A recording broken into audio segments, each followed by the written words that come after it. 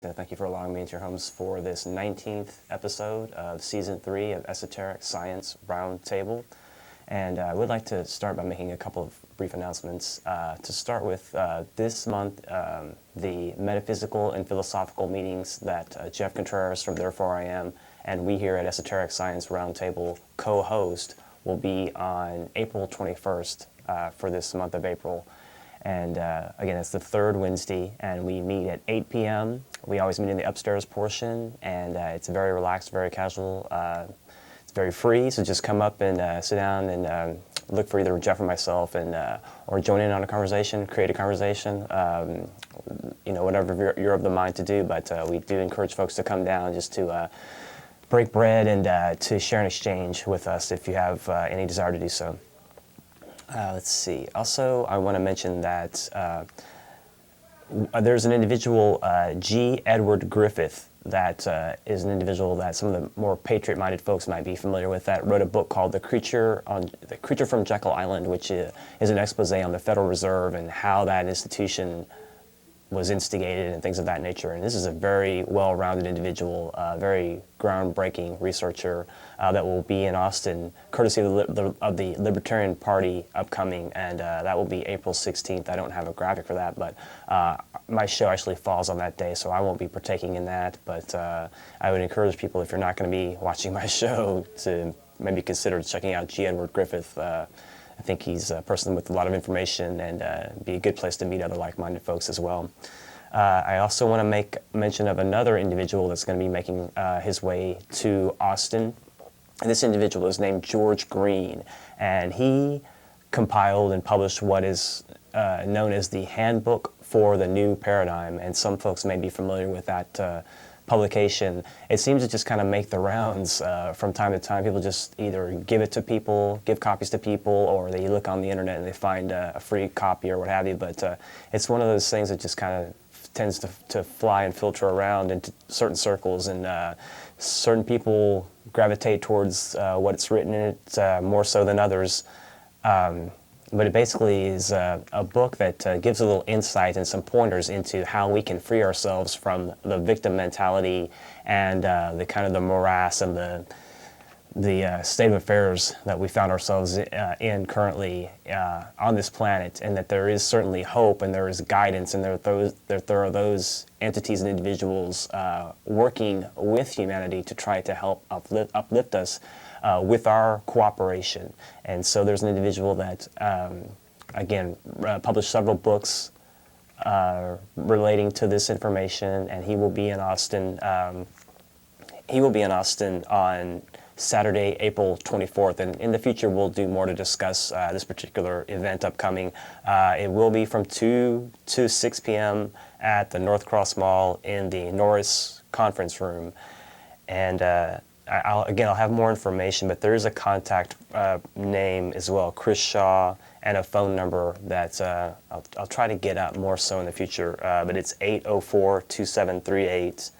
Again, 804-2738, and I will continue to plug that more, and we'll get a graphic up for it as well, so that people that are interested in considering that information and that outlet can get the information that they need if necessary.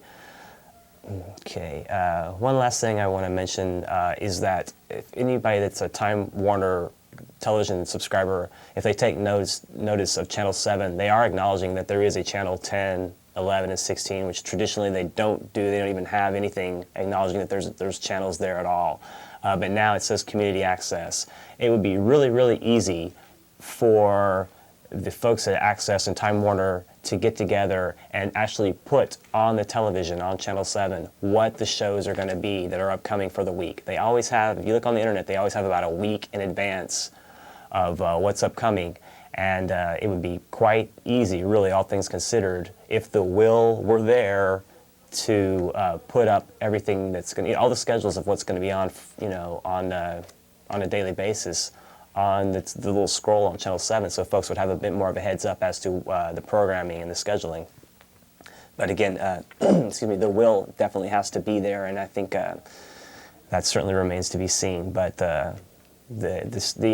acknowledgement of the stations is there to begin with, and that's step one. So we'll try to work from there and see if we can generate some interest and maybe some feedback from the public to help perhaps get that instigated at some level and implemented as well. Let's see here.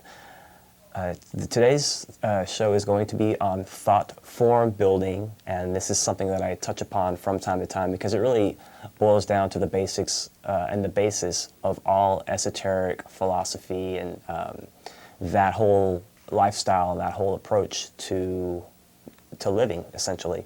And that is essentially because all things are derived from thought. Thought is the origin or the impetus for all manifested creation. And so everything that we can see, touch, taste, feel, everything that we can experience around us came initially from a thought. So there had to be at some level a pattern, a thought that was issued forth at some level of creation in order for everything else that we see around us to have vibrated into existence.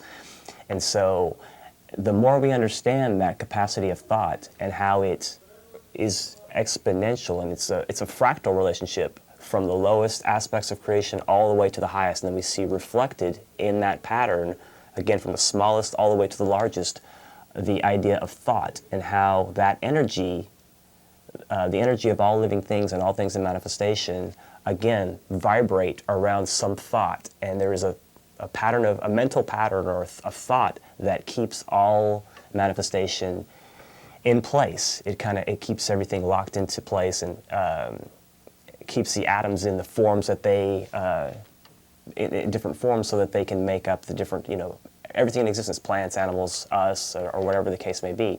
And so again, that energy, that vibratory condition does proceed or precipitate from thought at the highest levels. And so we, being humans, have the potential, the capacity, and the ability to emulate or create on our own levels, because we, in essence, are an amalgamation of a thought from a higher creative life form, if you will, or life force. But we also have a capacity, being self-conscious. We are the only life form on the planet that can say, I am that I am, and we realize that we are self-conscious thinking entities, and that we have realization that we are, and that we aren't just going by blindly on instinct. And so we constantly, by being a process, or a product rather, of thought itself, we again emulate that thought process through our own life experience, our own actions, our own emotions. We emulate thought constantly. And the thought that most people entertain changes from second to second, perhaps minute to minute. It's a very fleeting, transitory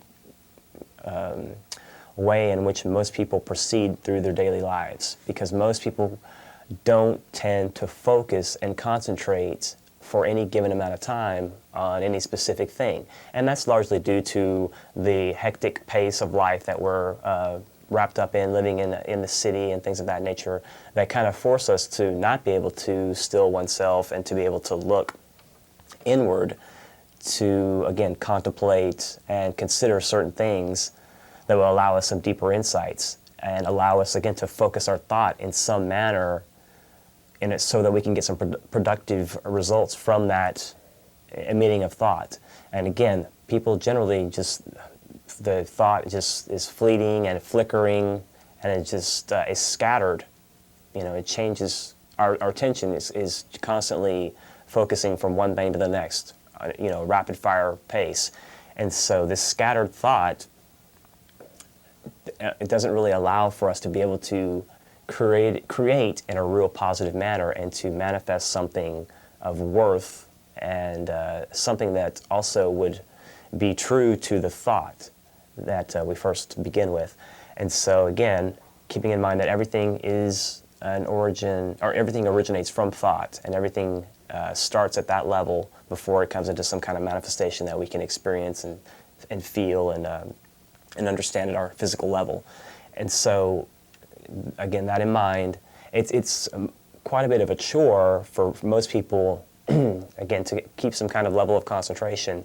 And so, excuse me, by and large, the people that are going to not even be able to concentrate for like 30 seconds or a minute are likely not going to be able to concentrate long enough to get past the first 10 minutes of the show. So I'm going to kind of dispense with some of that and just get on to what it takes for those that are interested to have the successful thought form building process put into effect in your own lives, and some of the practical suggestions that can be considered to allow that to have, again, much more potency and much more vitality from the original thought to the final finished product, the final physical manifestation that we're looking towards.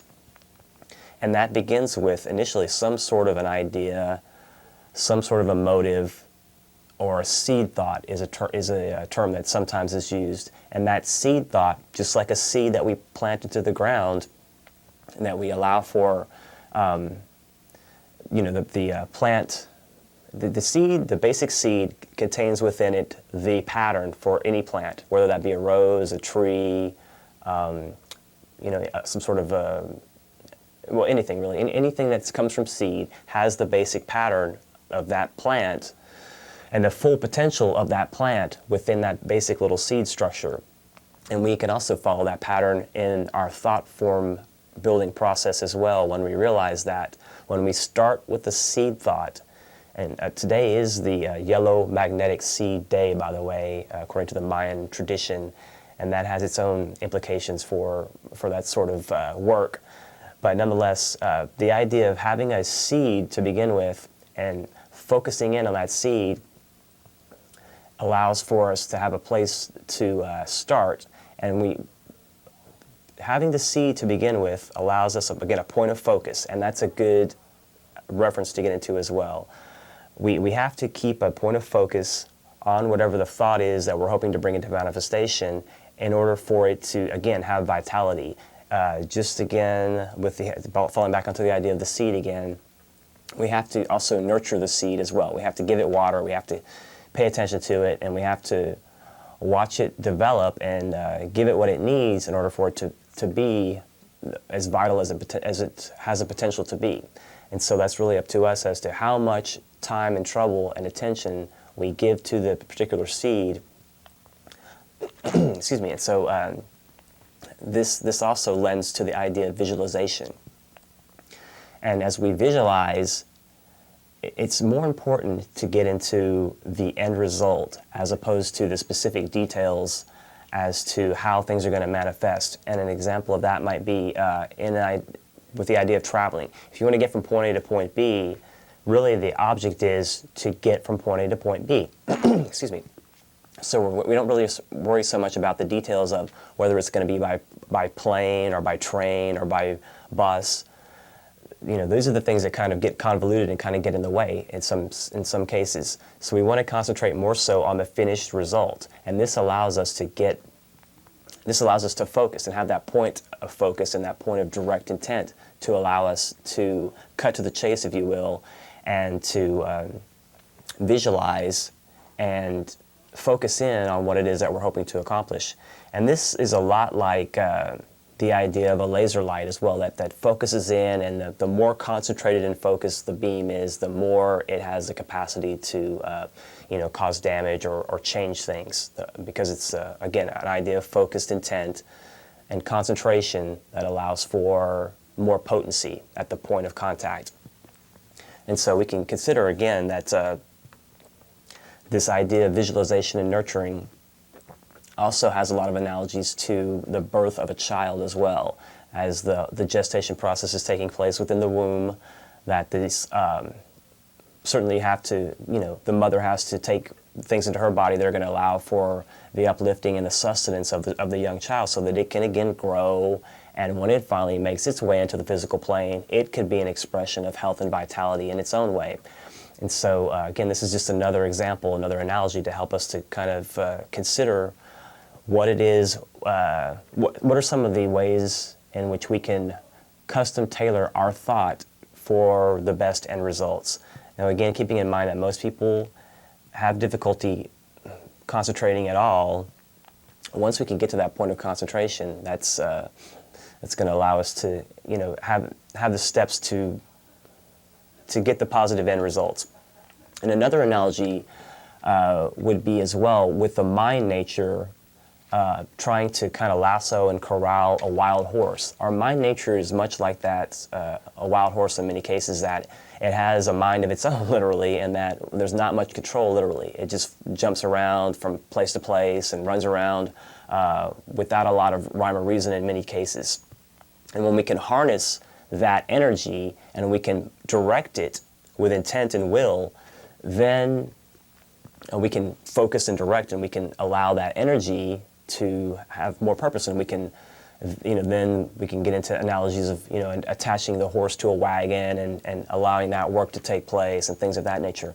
But nonetheless, the idea is essentially of taking some energy and focusing with intent and direction, and so that, again, some kind of production or some kind of end results can come out of that exercise. And again, keeping in mind that energy does follow thought, and this is what physics constantly remind us, and new concepts of physics are constantly expanding on ideas of thought and constantly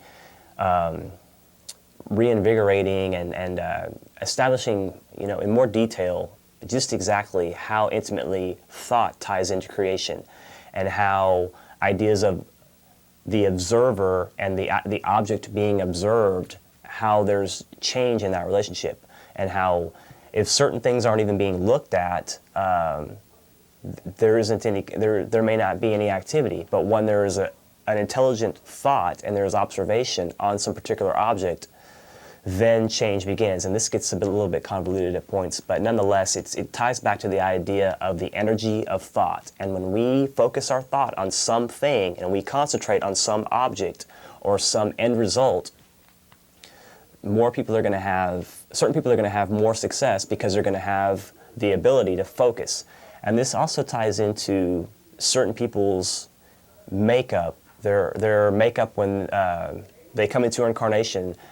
People are comprised of what are called ray energies. And so certain rays are going to be more conducive to the mindset that's going to have the capacity to have successful thought forms into manifestation. And so again, more people are going to be able to demonstrate more successfully that capacity in their own life expression.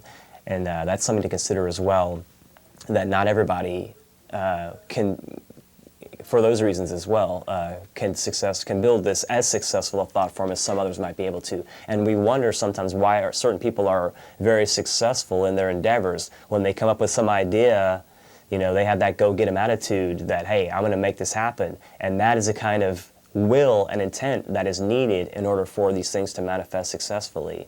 And it lies at the back of a lot of success stories, whether that be, the financial success stories, the business success stories, things of that nature, or somebody that has a successful and viable life philosophy that they're able to espouse and share with others.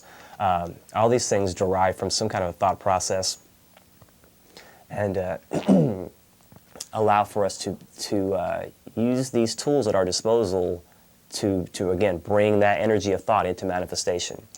And this is really key and crucial, especially in this day and age, because there are also cyclic seasons and things of that nature that make certain times more productive and more, again, conducive to this kind of thought exercise and the successful moving from that impetus, from that origin of thought to the final finished product on the physical plane. And so again, as cycles culminate and as energy intermingles and coalesces and what have you, we also have increased opportunities to be able to take advantage in a more focused and real way, a real vital way. And this is something to consider as well. And even if it's something that's not readily provable to all folks to their satisfaction, it's something that could be considered as a hypothesis nonetheless, that there are cycles and seasons that do coincide and culminate, and those allow for increased opportunities in some cases, diminished opportunities at others, but we're on that high cycle where manifestation and what is being considered in our thoughts, from that thought to that manifestation, It's quicker and quicker and quicker and quicker. And people that work with thought already I'm confident can attest to that, to their noticing that is indeed the case, that from their original ideas to the finished product, if they are focused with their will in a proper manner, then they'll get the results, and they'll get the results in a much faster fashion than was previously available. Also, there are other aspects of mind that tie into us currently, because we are the fifth race after the we're the first race after the Great Flood, but we're also the fifth great race, the post-Atlantean race. And we're also the fifth sub-race, and the number 5 ties into mind. And so we have the number 5 for the overall race, and the number 5 representing the current sub-race that we are rapidly passing out of.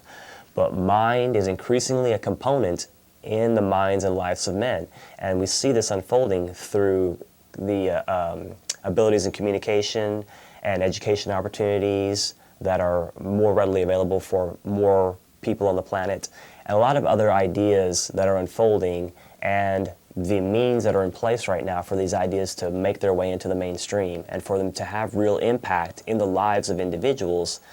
And so this is being this energy is being recognized and used to much more productive ends as we progress as a race, and as the quality of mind is more emphasized in our everyday affairs.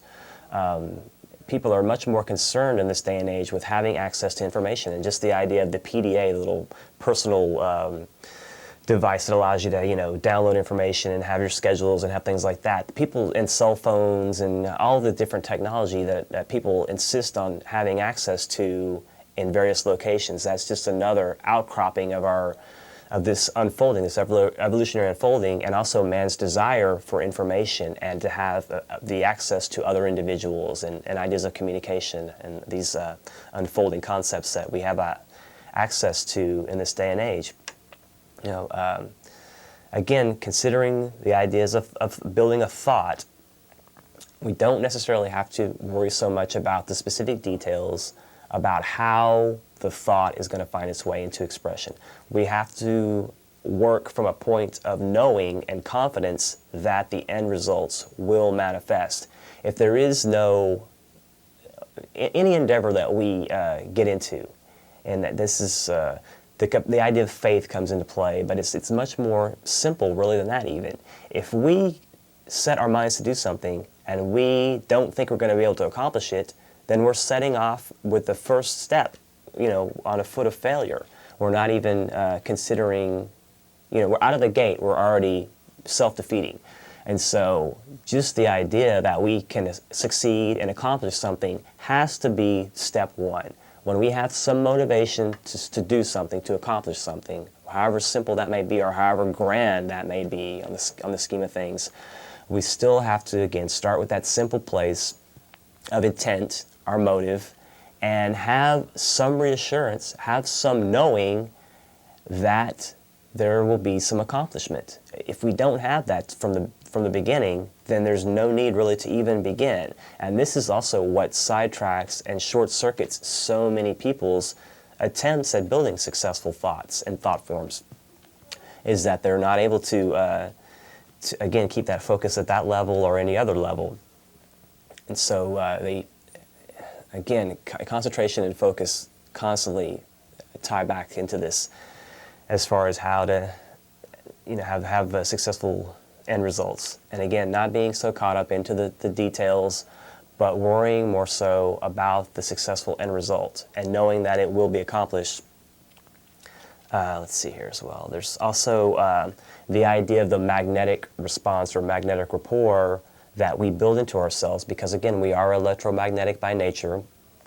And so the idea of like attracts like, that topic comes up from time to time on different shows and different areas of understanding. And the idea of like attracts like is a very vital component of the whole impetus of thought idea.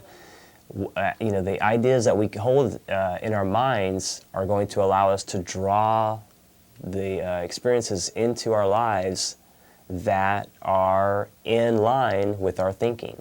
and we magnetically draw into our experience that which we have a resonance with, a rapport with, and so that relationship is built up in that manner. It's just kind of in the sense of having a fire. You don't have to actually put your hand into the fire proper to feel the heat. The heat radiates, outside of the flame, and just in that same sense, our physical vessel radiates energy, and that radiatory process, that magnetic rapport with others, is part and parcel of this as well, as far as drawing to us what is necessary in order to accomplish whatever ends that we hope to accomplish. And so with that idea, that first intent, as that begins, a vibration is set up. And that vibration causes that the thought to go out, like in a sense like a tractor beam, and it causes the focus of the tractor beam to attach itself to whatever the hope or the desire or the aspiration is, whatever the end result is that we're hoping to see demonstrated. We focus this tractor beam onto that object, and then in that way we pull it towards ourselves. And we have to feed that tractor beam. We have to feed it energy so that it continues to do its work. If we lose our focus, then the energy will snap, and then we'll lose what it is that we're trying to pull in. And so that's a very key component to consider as well, or a good analogy to throw in as well, that we want to hone in and we want to keep that focus at some level. Now, certainly during the way things work with our, again, the culture and civilization the way that it is, it's difficult to stay focused to the degree that one might like in order to have a successful end result. But nonetheless, it's something that comes with practice as well, as we're able to more so focus our intent on a certain object, then the more success we'll have. It's just like any weightlifting or anything like that, or anything that we hope to learn, we have to experience and do it a few times in order to be proficient. And this also ties in very intimately to the capacity or quality of our emotional nature as well, because always tied into what we think is what we desire. And in some cases, we might say things start with the heart, and in a sense, yes, that is true, but nonetheless, there still has to be an acknowledging of that sensation. And so, nonetheless, the heart and the head have to work together in a relationship to allow for a more productive thought form to come into being. And the component of our emotional nature that relates to this is mostly referred to in the East as kama manas, or desire mind. And this concept, again, relates to our emotional nature and relates to the idea that our desires, that there's a component of us that is where our desires meet the mental component. And so whatever it is that we are aspiring towards, the objects of our desires, we build up in our minds. If it's like the ideal job, for instance, we may build up in our minds, some different aspects, some different details of what it would be like to work for that particular company or the person you're going to be working for, and different details of the job and things of that nature. And so these aspects of desire help filter and flesh out whatever the thought form is going to be. And so oftentimes our emotional nature is very fractured, and it allows for non-focus. It's like a fog or a miasma, or it's like a dense fog is really a pretty good analogy. And if we could visualize the emotional component, the collective emotional component of mankind, and how it basically envelops our globe, it would look like a thick fog. And this largely compounds the complexity as far as us having difficulty wading through this astral maze in order to get from the thought to the finished product. And if we could view the astral condition we could see points of light penetrating. We could see points of focused light, like a flashlight or a laser light beam that's making its way through the fog, and it's finding its way, it's cutting through. It's cutting through because there's focused intent initiated by thought at some level. And so this could be, we could visualize this process, and we could see how those focused individuals that are able to keep concentrated and keep their intent, keep that focused intent, at all times as much as possible anyway, those are the ones that we're going to be able to see in this condition. And these are the ones that are going to have the most success. Again, like I spoke earlier, those are going to be the examples of individuals that have the most success bringing things from the point of mind, from the inception point, down to the physical plane, to some level of manifestation. And so the idea of desire, it definitely tends to prevent the more the capacity for us to be able to do this in the most potent manner. We're prevented from doing it because of the fact that again, we get sidetracked by this fog, and if you can imagine just trying to find your way through the fog, it can be very difficult unless we have some means to light our way, to illuminate our way. And this is where a lot of ideas throughout time have been established. And there is quite a bit as well that has been laid down in writing and what have you throughout time about the idea of thought form building and successful thought form building. And it's pretty much in plain, it's available. It's widely available. It's just that most people, they really, it's kind of hiding in plain sight. Most people can't even focus their own thoughts long enough in their own daily affairs to start to consider, some kind of specialized instruction that will allow them to really maximize their potential. And so again, there's plenty of stuff available, but you have to have that intent to begin with. If folks can't even concentrate to start with, then they're going to have real difficulty in keeping some kind of an idea visualized, keeping a thought form intact and nurturing it on a daily basis.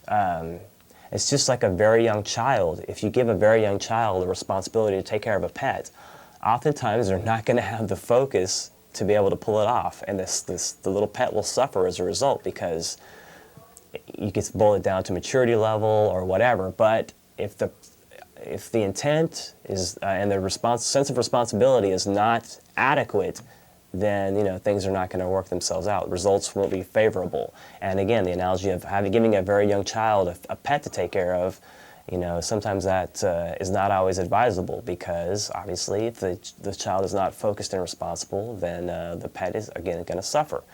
Another analogy for us to factor in. And so again,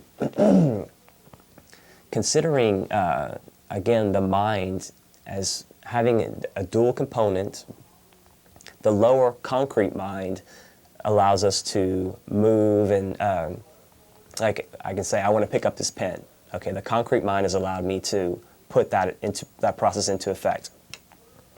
And then also, in addition to that, we have a higher aspect of mind. We have the abstract mind, which allows us to get into philosophical ideas and to things that don't have, we can think about things that don't have some direct physical relation. We can think about ideas, we can think about concepts, we can think about, again, philosophies, we can think about why am I here, all of these kind of ideas that the concrete mind cannot satisfy. We have to fall back onto the higher or the abstract mind in order for us to delve into these arenas. And this abstract or concrete mind, the abstract mind rather, the higher mind is the same place or locality or capacity that allows us to visualize and to use thought forms in that sense.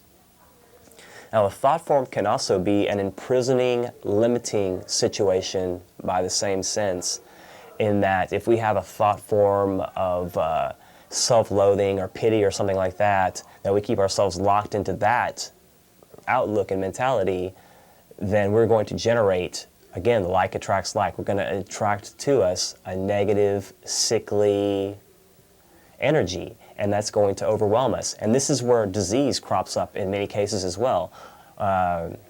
Certainly if we consider a lot of the prostate and ovarian cancer, the sex organ diseases, again, desire. If we have desire for something, whether that be sexual relations or whatever it is, oftentimes these energies manifest in that manner. They find themselves centering into these areas that desire kind of congests around and is constricted around, and that turns into eventually some kind of a cyst or tumor or something of that nature. And heart trouble is the same way too. Heart trouble crops up when we don't have that free allowing flow of energy, when we're restricting and constricting and limiting in our expression, then the body follows suit. These things show up in the body, and that we also we find that we're limited in that sense as well. So again, considering the idea of magnetic response, magnetic rapport, this even further filters out, because again, our energy tends to affect the energy of others, and then that adds and it further filters out from there. And so a wave effect, or energy can spiral through, and us again being electromagnetic,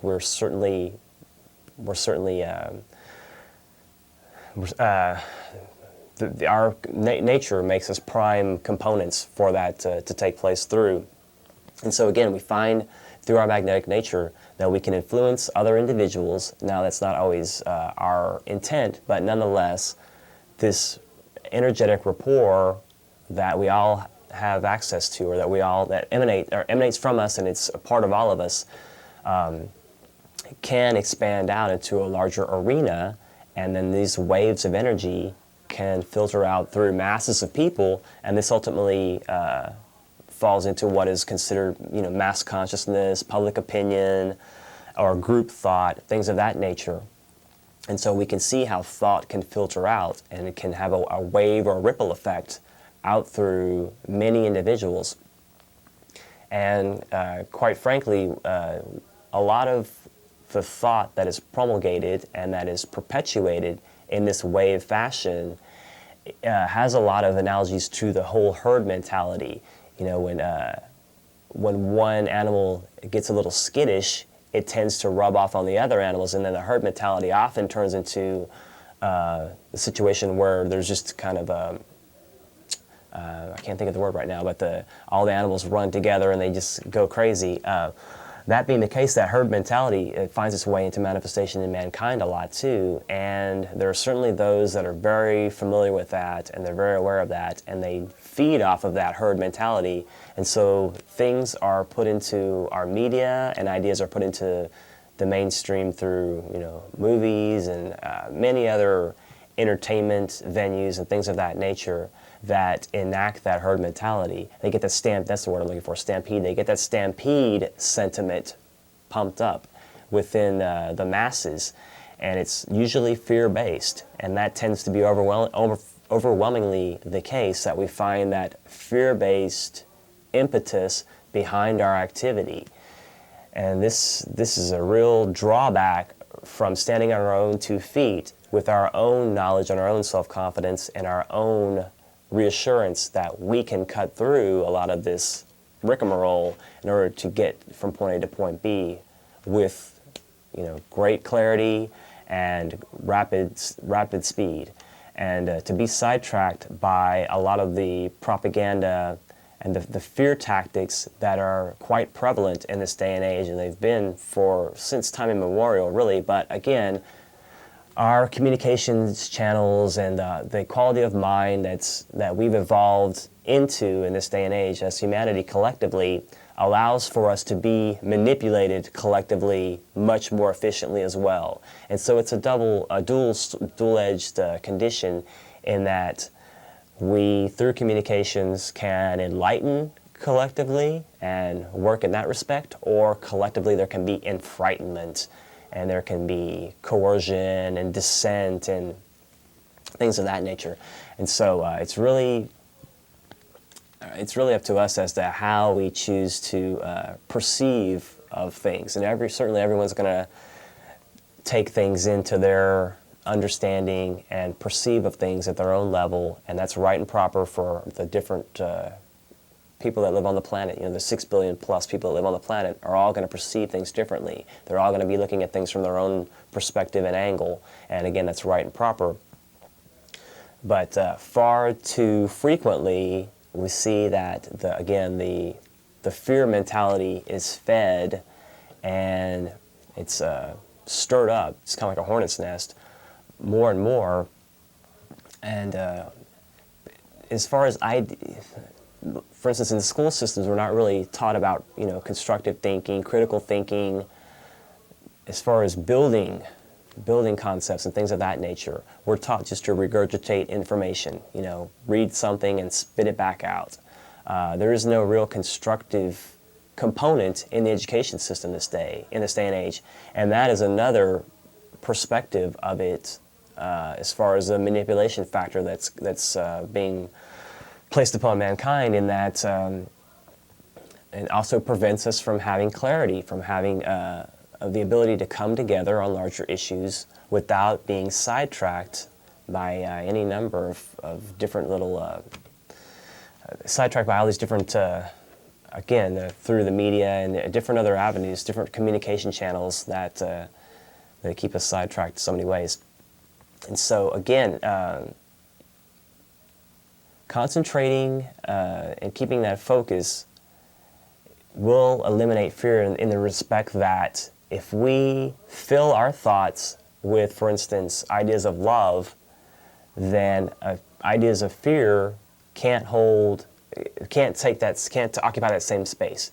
They'll displace fear. So if we fill our beings with light and love and those kind of energies, then the negative energies are automatically displaced. And love, as far as a magnetic or vibratory quality, has a higher, more profound vibrational rate than does hate or fear or loathing. Those are low density vibrations.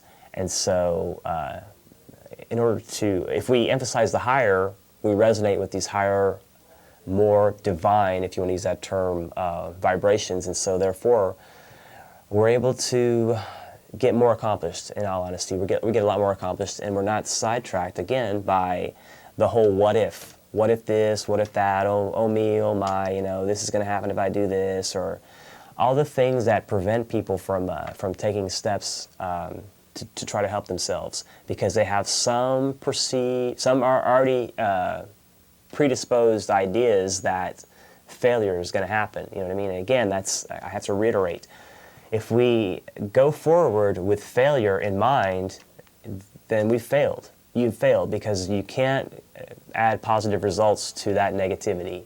You have to start from a positive place in order to gain positive results, and that's just, it seems oversimplification to bring it up in those terms, but it really is something that we have to start with the basics. And thought form building is very much an ABC process that we have to clear our houses in order to start to be able to consider what it is that is of importance and worth to replace, again, these lower vibrations. It's an evolutionary unfolding process, and we tend to, as we evolve, we overcome these lower density sensations and desires.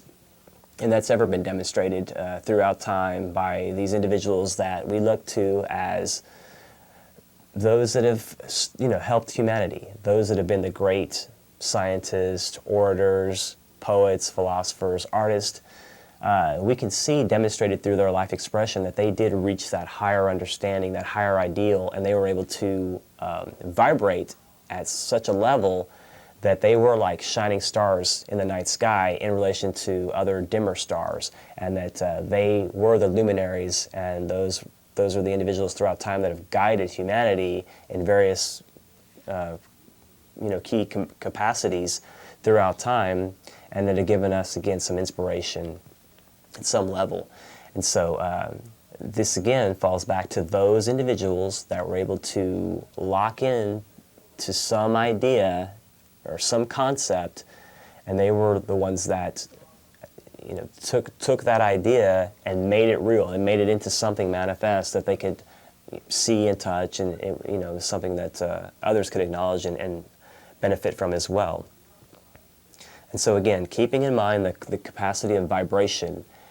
Vibration is inherent in all matter, and whether that be in a rock, or whether that be not a rock, the country, but a rock, a rock, or a flower, a person, and even higher vibrational, X-rays and things of that nature that even have a higher frequency than our physical dense nature. All of these things are vibrating at a frequency, and they comprise some level of form. We can acknowledge them at some level. We can identify them and acknowledge them at some level.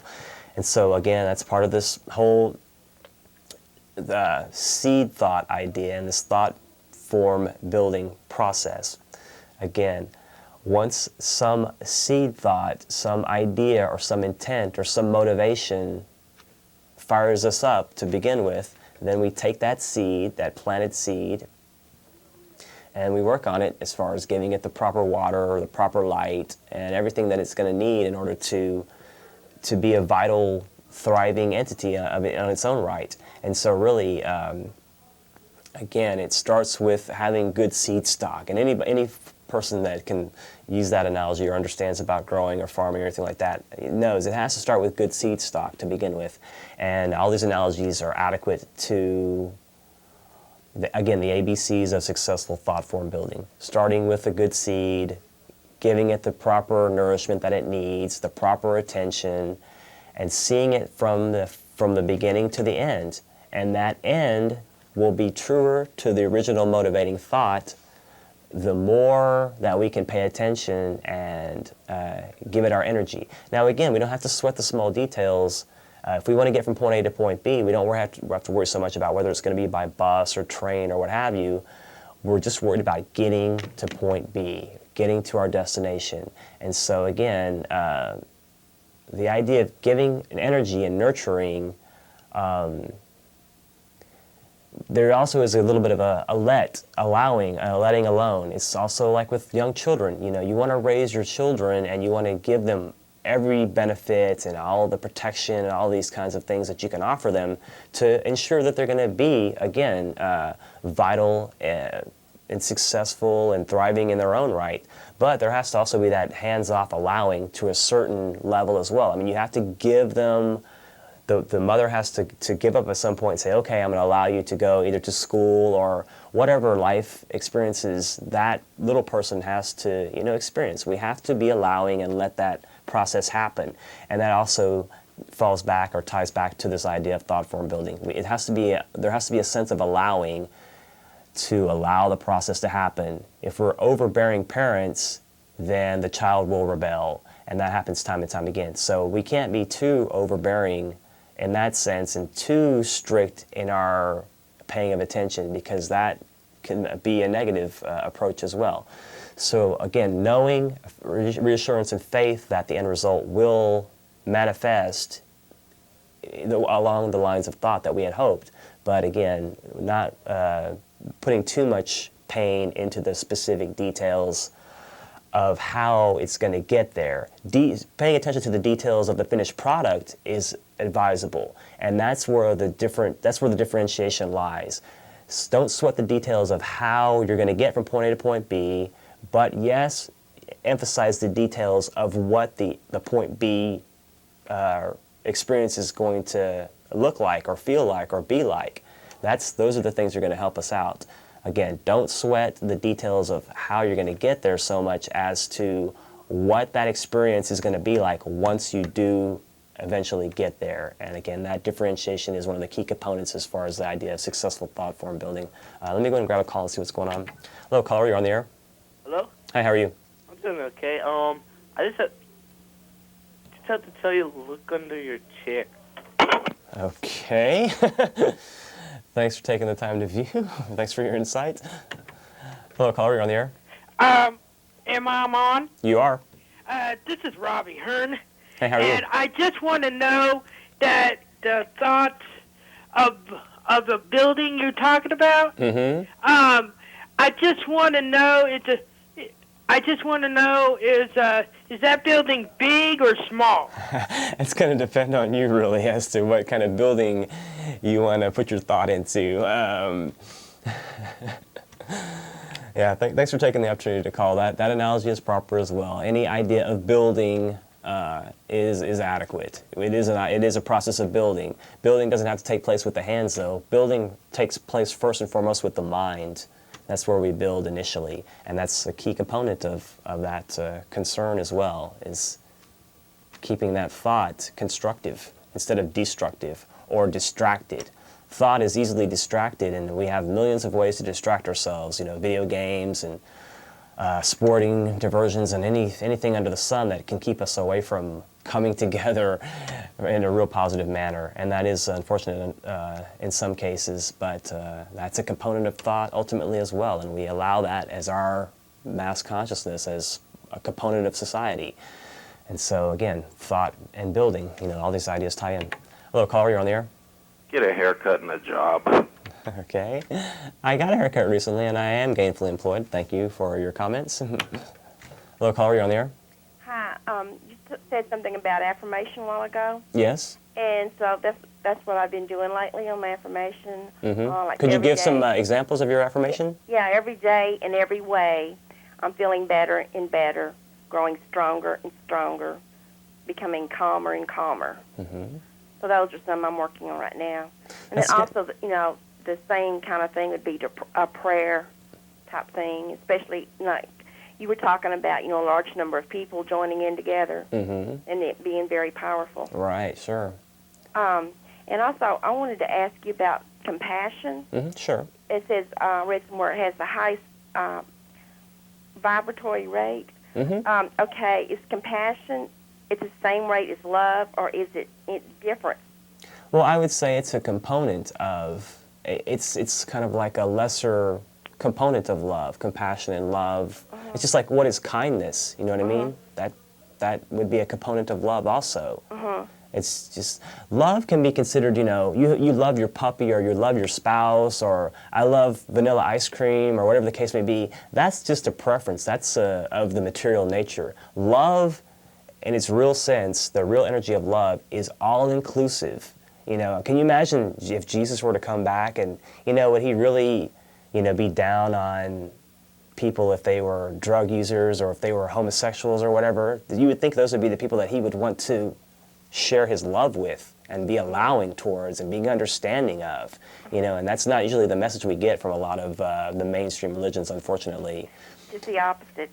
Just a lot of times, yeah. But just your idea, thank you for your call, I do appreciate that. Your idea of the visualization is very important, and psychology uses that as well a lot. Sports psychology, if they're trying to get a quarterback to improve, they picture in their mind, they visualize, or they have an affirmation towards what they want to be. I want to become this, or they have a visualization of the perfect quarterback, again using the analogy of a sports psychologist, and these are what they work for. They build in mental matter this ideal that they have, and then they reach for that ideal with their efforts and energies. And the more successfully we can think through and concentrate on whatever the ideal may be, the more successful or the more accurate the creation or manifestation will be. And so that's just another component of that. Hello, caller, you're on the air. Hello. Hi, how are you? Hi. Oh, I can hardly hear you. I'm sorry. Maybe you could either try the phone or television if... Oh, you know what? I turned the volume down. Okay, I can hear you. I'm sorry. I just wanted to say that your subject tonight was really interesting, and I had a question when you were talking about the fog. Why is clarity not the natural state of the mind? Why is it so hard to work through the fog? Like you said, there were points of lights. Sometimes that comes through, and you see that in history. What is it that makes that fog? The lack of clarity with the mind and the thoughts. Why? You know what I'm saying? Well, we have 6 billion people on this planet, and we have other entities involved with our evolutionary process as well. But just considering humanity, 6 billion, our thoughts are fractured, our desires are fractured infinitely. And so that's part of our nature. When we come into manifestation, diversity is a key component of this earth plane or our manifestation, our evolutionary experience. And so that diversity is a key component for us to have. It's like being in a maze. The idea of getting through the maze, that's what you're hoping to do. Being here on the earth plane and all of this fracturing of emotions and this mental, the different mental warring and jockeying for ideas that's going on is our battlefield. It's our play field for us to experience and grow through. And clarity, ultimately, when we reach the highest aspects of our manifestation, the spiritual nature of our being, then yes, clarity is the key component, and that is our birthright at that level. But it's the whole experiential point to get through all of this fracturing to restore that clarity. And more people are some are more proficient at it than others. I see. Okay. I could probably keep talking to you about it, but I'll let you go. Thank you very much. Okay, thank you. I appreciate your comments. Yeah, but I do think that that's a valid point to bring up, that prevents us, again, from having that clarity, because it's difficult to keep focus when there are so many distractions in our own lives, and distractions and being pulled to and from by family members, work relations, all these things that, everybody, I know I feel like at some points in time that I'm being pulled at from many different angles, and so that further, keeps me away from from focusing in some cases, and so it's just something that we have to work through, and the better that we can keep our clarity, the more we can concentrate. That's just demonstrating that we've had some success in that arena. So it's really up to us as to how we're going to demonstrate that. Let me go ahead and grab one last call. Hello, caller. Last call. Ah! Okay. Let's see. Okay, I want to go ahead and wrap up a little bit here. I want to speak again about an individual that's going to be coming April 24th to the Norris Conference Room of the North Cross Mall. George Greene, he's an individual that wrote or published a Handbook for the New Paradigm, an interesting book, publication that talks about, again, getting past the fear-based mentality, getting past the victim consciousness, and getting into positive creation, and how collectively humanity can create a positive experience if they so choose. And so this individual is going to be coming to Austin. He's going to be sharing in his understanding of that process. And so I would encourage people to do what they can to find out information if they have an interest. It would be from 2 to 6 o'clock, again, at the North Cross Mall, Norris Conference Room, Saturday, April 24th. And there is a contact number that I'll continue to mention the next few weeks. Chris Shaw, 804-2738. That's 804-2738. Chris Shaw. And you should be able to get some insight into that upcoming event. I want to remind folks about Jeff Contreras and Therefore I Am every Tuesday at 10 p.m., Channel 16. Also, Chris Athanas, Reality Expander, every Thursday, 10 p.m. on Channel 16. And I would also like to remind folks, if they're into the harder style of music, that Jason McMaster has on Channel 15, The Hard Show from 11 to something, Channel 15. Thanks, Austin. Have a nice evening.